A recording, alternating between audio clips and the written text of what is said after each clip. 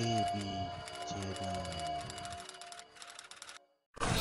Hari ini tuan-tuan, drama yang sama berulang.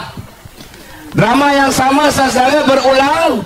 Dan seperti yang kita jangkakan saudara, walaupun Tan Sri Mahyudin Yassin telah mengumumkan bahawa beliau nak melepaskan jawatan, tidak mahu mempertahankan jawatan presiden dalam pemilihan yang akan datang, saudara, tak sampai 24 jam ahli majlis kerja tertinggi bersatu telah pun memujuk beliau dan menolak permintaan beliau untuk tidak mempertahankan jawatan.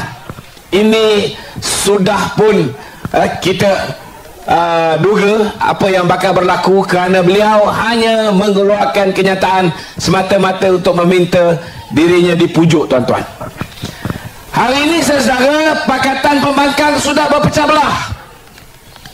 Kita lihat jawatan presiden ni pun saudara, yang menyebabkan Muhyiddin hari ini rasa kecil hati kerana kawan-kawan dia dalam PAS sudah tidak menghormati dia.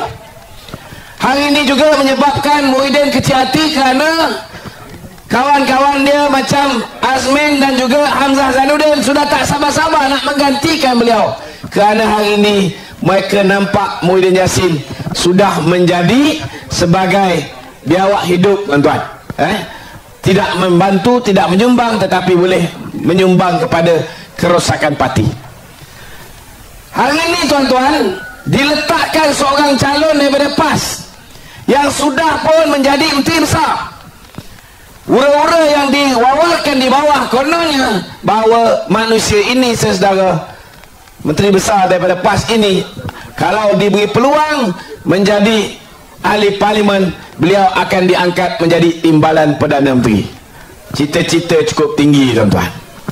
Saya nak beritahu saudara, baik Muhyiddin baik, baik Samsuri baik, begitu juga dengan Haji Hadi baik.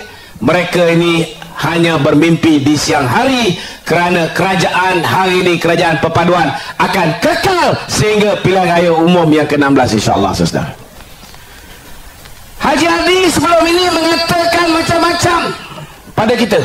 Dia kata kita kerengga lah, kan? Tetapi hari semalam tuan-tuan, hari semalam dia mengesahkan bahawa dialah bapa kerengga. Kerana dia mengatakan dia sedang memujuk kepimpinan UMNO, khususnya MP-MP UMNO yang kononnya tak nak kepada Datuk Zahid, supaya mereka ini berhijrah, memberikan sokongan kepada kerajaan yang dipimpin oleh Muhyiddin dan Perikatan Nasional. Saya nak beritahu dengan saudara, senario paling cemerlang yang pernah diperolehi oleh Perikatan Nasional ialah dia memenangi 74 kursi. Tetapi kerana dengan tipu helah dia, dengan tipu daya dia tuan-tuan, dia berjaya mencuri 10 orang daripada Barisan Nasional untuk memberikan SD kepada Tan Sri Muhyiddin menjadi Perdana Menteri. Dia akal kawan-kawan kita GPS di Sarawak, kononnya BN dah bersetuju nak sokong Muhyiddin. Dia cuba perdaya kawan-kawan daripada GRS, dan berapa jumlah yang dia dapat tuan-tuan? Jumlah yang dia dapat saudara, dia hanya memperolehi tuan-tuan 115 orang untuk mengangkat Muhyiddin menjadi Perdana Menteri. Saya nak beritahu tuan-tuan, nasib kita baik, kita ada akta anti lompat parti. Kita beritahu dengan 10 orang kawan kita ni, sedar tak? Bila kamu nak jadi calon, kamu dah isi borang, aku janji, dah berjanji bahawa kamu takkan bagi SD pada orang lain dan tak pernah bagi SD pada orang lain. Dan kalau kamu bagi SD pada orang lain, kerusi kamu secara automatik akan dikosongkan dan pilihan raya boleh dibuat semula. Itu sebab yang 10 orang ni saudara akhirnya tarik balik sokongan pada Tan Sri Muhyiddin Yassin, kerana dia sedar bahawa Susah Agung Barisan Nasional Dr. Zamri cuma perlu hantar notis kepada Speaker Dewan Negara, Dewan Rakyat, dan kursi itu kita boleh buat pilihan raya semula tuan-tuan.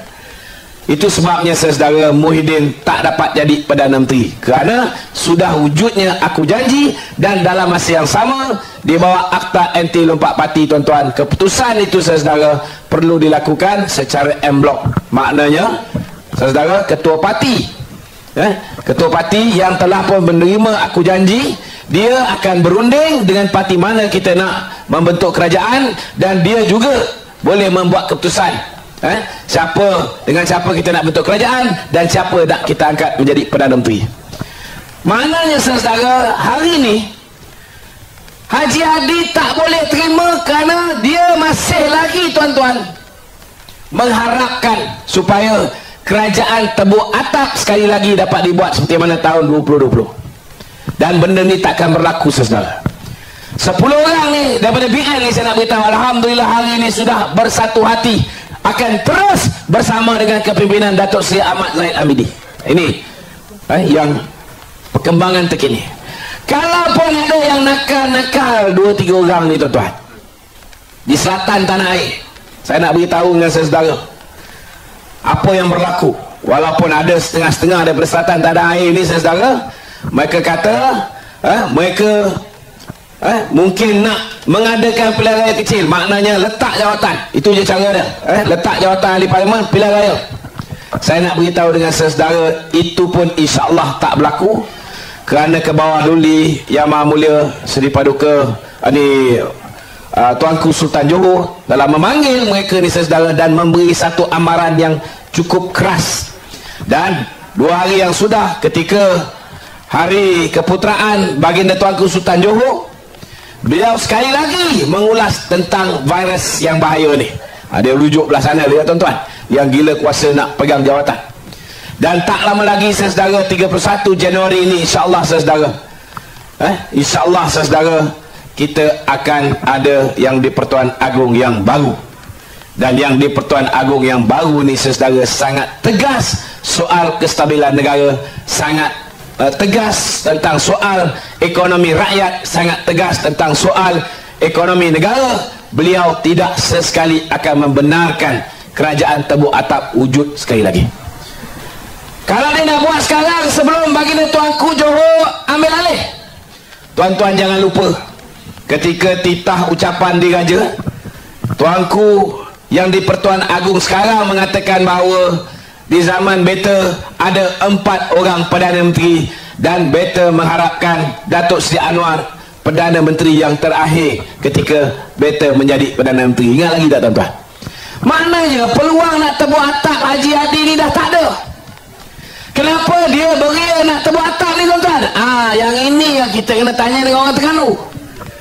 Sebab mereka hari ini tuan-tuan tak tahan, walaupun PAS berpuluh tahun jadi pembangkang, tetapi hari ini bila berada di dalam kerajaan, bila wujudnya jana wibawa, skandal jana wibawa, skandal judi, duit judi, hasil daripada kutipan judi, cabutan khas daripada 8 kali melonjak menjadi 22 kali. Saudara, ini menyebabkan ianya disiasat oleh pihak SPRM, dan ramai yang menggeletar mereka ni takut mereka akan menjadi kluster mahkamah. Itu sebabnya tak kira lah dia hantar Samsuri ke, dia hantar siapa untuk menjadi ahli parlimen di Kemaman ni tuan-tuan, rakyat di Kemaman perlu tahu bahawa Perikatan Nasional tidak ada peluang untuk membentuk kerajaan sebelum pilihan raya umum yang ke-16. Ini full stop. Jadi hari ini apa pilihan yang tuan-tuan ada? Tuan-tuan hanya ada 2 pilihan. Pertama, tuan-tuan boleh pilih Tan Sri Raja Afandi sebagai ahli parlimen tuan-tuan sepenuh masa.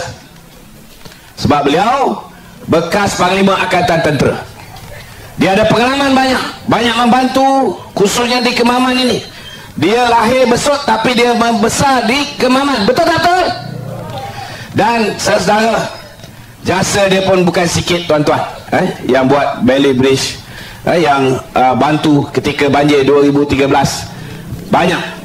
Dan dengan pengalaman beliau menjaga Angkatan Tentera Malaysia, kita ucapkan satu tepukan gemuruh kepada Tan Sri Afandi. Saya yakin tuan-tuan beliau boleh jaga Kemaman ni dengan baik. Betul tak betul?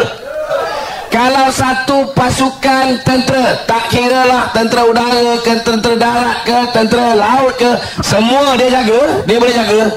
Apalah sangat nak jaga satu parlimen Kemaman ni. Pilihan kedua yang tuan-tuan ada ialah seorang ahli parlimen part time. Kenapa saya kata part time? Kerana dia tak ada masa pun nak jaga Dewan Undangan Negeri yang dia jaga. Betul tak betul? Dia ada masa tak nak buat kerja sebagai menteri besar pun tak ada masa. Berapa kali dia turun untuk berkempen hari ini? Dia lebih banyak pada masa dekat Kuala Terengganu. Betul tak betul? Maknanya dia pun tak ada masa untuk jalankan tugas sebagai menteri besar. Bila ada peluang jadi menteri besar, bila banjir melanda negeri Terengganu, orang dah duduk kat pusat pemindahan banjir, dia datang melawat. Tuan-tuan, dia boleh pergi ke Auckland, duduk Auckland bercuti 11 hari. Saya pantau tuan-tuan, dia order satu SUV besar, lepas 7 hari saya tengok dia pulangkan balik SUV besar ni tuan-tuan. Saya ingat dia nak balik sebab ketika itu dah ada yang meninggal dunia, dah ada yang arwah kerana banjir. Saya ingat dia simpati, dia nak balik. Rupa-rupanya dia tukar, dia pakai Porsche Macan tuan-tuan. Dia habiskan percutian dia cukup 11 hari. Tempoh balik tu sampai, tiket dia tu memang ngam-ngam 11 hari, baru dia balik. Balik dia buat macam tak bersalah, saudara. Orang ni, saudara, tak ada masa untuk jaga menteri besar punya jawatan, tak ada masa jaga adun. Macam mana tuan-tuan nak bagi dia satu lagi tugas, nak jadi ahli parlimen tuan-tuan? Agak-agak boleh tak kupap dengan kerja ni tuan-tuan? Tak boleh. Dan dia ada banyak kerja part time lain. Antara kerja part time yang dia buat tuan-tuan, dia juga menjadi broker kepada token judi. Ingat lagi? Ingat lagi tak tuan-tuan? Dia jadi broker lah tu. Daripada 8 kali cabutan jadi 22 kali cabutan. Last keluar gambar dia dengan Vincent Tan atas kapal layar. Kerja apa dia buat? Apa kaitan menteri besar dengan token judi ni, Vincent Tan? Ini kerja part time. Lain apa part time yang dia buat tuan-tuan? Dia jual tanah-tanah rakyat di negeri Terengganu. Ini Datuk Seri Mat Said boleh ulas. Tanah yang dulu Haji Hadi dah jual kepada Ko Insaf, nilai 29.3 juta ringgit, jual dengan Ko Insaf 550,000. Lepas tu kita beli balik 6 juta lebih. Kemudian zaman Samsuri jual balik tuan-tuan tanah yang sama dengan harga 500,000 kepada NGO milik isteri dia sendiri tuan-tuan. Lepas ni dia akan cerita tentang tanah nilai 11 juta. 70 ekar tuan-tuan, dia jual 1 ekar 1,000. Saya nak tanya, orang Terengganu dapat tak 1 ekar 1,000 kalau bukan kroni PAS? Dapat tak? Tak dapat. Banyak kerja part time dia buat ni saudara. Dia tak boleh jaga orang Kemaman. Itu sebab mesej yang paling jelas yang tuan-tuan perlu tahu. Ada yang kata kalau tak bagi undi pada Samsuri, maka semua dana daripada kerajaan negeri takkan sampai. Saya nak beritahu tuan-tuan, yang menang di kawasan parlimen ini saudara, Don-don ni semua wakil rakyat Perikatan Nasional. Betul tak betul? Mereka tetap akan jaga tuan-tuan. Betul tak? Kalau Samsuri saudara jadi ahli parlimen, peruntukan daripada kerajaan negeri tetap daripada adun-adun ini. Betul tak? Tetapi kalau kita angkat Tan Sri Afandi sebagai ahli parlimen, peruntukan daripada kerajaan negeri daripada adun-adun tuan-tuan akan dapat. Betul? Tetapi saudara, peruntukan daripada pusat juga tuan-tuan akan dapat melalui Tan Sri Raja Apandi. Dan Kemaman ni satu-satunya parlimen yang akan menjadi jambatan di antara kerajaan pusat dengan rakyat negeri Terengganu. Betul tak betul kalau kita angkat calon Barisan Nasional menjadi ahli parlimen di Kemaman ni tuan-tuan? Itu sebab fikir dengan semasak-masaknya, datang 2 hari bulan, pastikan jangan sampai IC kita ni bersepah. Malam tu simpan baik-baik, takut anak kita kidnap. Mana tahu yang balik daripada Kuala Lumpur ni, yang selalu termakan hasutan Sanusi dan sebagainya. Simpan IC kita baik-baik. Pagi-pagi turun ke pusat pembuangan undi, pastikan kita pangkah calon Barisan Nasional Tan Sri Raja Muhammad Afandi. Boleh? Boleh? Hidup barisan! Hidup barisan! Hidup barisan! Assalamualaikum warahmatullahi wabarakatuh.